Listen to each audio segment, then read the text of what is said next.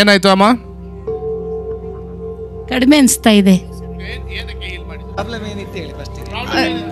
ಎಡಗಿವಿ ಇಲ್ಲಿ ಬಂದ್ಮೇಲೂ aching pain ಇತ್ತು ಸಿಕ್ಕಾಬಟ್ಟೆ. ಬಂದಾಗ್ಲೂ ಅಯ್ಯೋ ಕಾಟನ್ ಇಟ್ಕೊಂಡ್ ಬರ್ಲಿಲ್ವಲ್ಲ ಮರ್ತೆ ಅನಿಸ್ತು.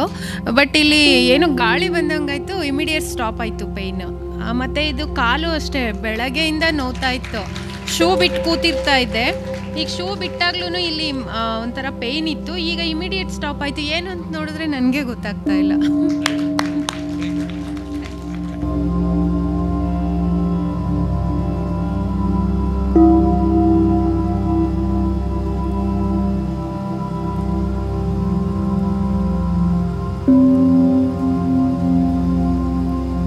ಜಸ್ಟ್ ಒಂದು ಹಾಫ್ ಆನ್ ಅವರಿಂದ ನನಗೆ ಫೇನ್ ಇತ್ತು. ನಾನು ಜಸ್ಟ್ ಇಲ್ಲಿ ಬಂದು ಕೂತ್ಕೊಂಡ್ಮೇಲೆ ಏನಾಯ್ತು ಗೊತ್ತಾಗ್ತಿಲ್ಲ. ಸ್ವಲ್ಪ ಲೈಟಿಗೆ ರಿಲ್ಯಾಕ್ಸೇಷನ್ ಆಗಿ ಇವಾಗ ಇಷ್ಟೊತ್ತು ನಿಂದ್ರಕ್ಕೂ ನನಗೆ ಆಗ್ತಿರ್ಲಿಲ್ಲ ಆ್ಯಕ್ಚುಲಿ. ಬಟ್ ಏನೋ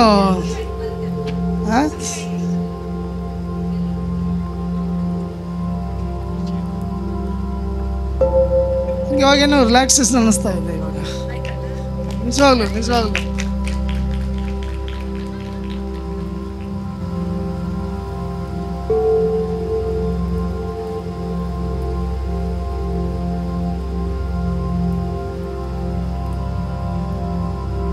ನನಗೆ ಇಲ್ಲಿಗೆ ಬಂದಾಗ ನೆಕ್ ಪೇನ್ ಇತ್ತು.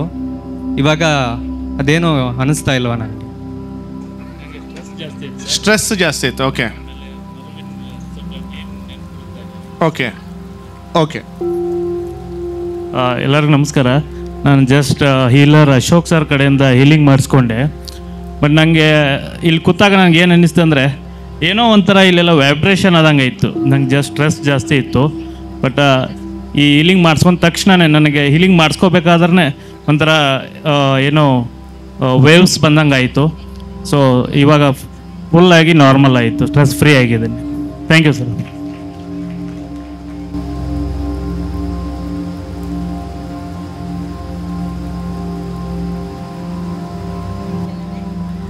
I felt the energy in my eyes, like full brightness. It was nice. Thank you. Yeah, nice. ನಮಸ್ತೆ.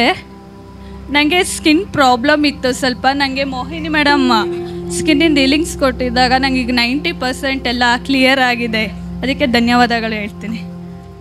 ಅದೇ ಹೇಳಿದಲ್ಲ ನಾವು, what we call as miracles is body science. Some call it miracles, but for us it is body science.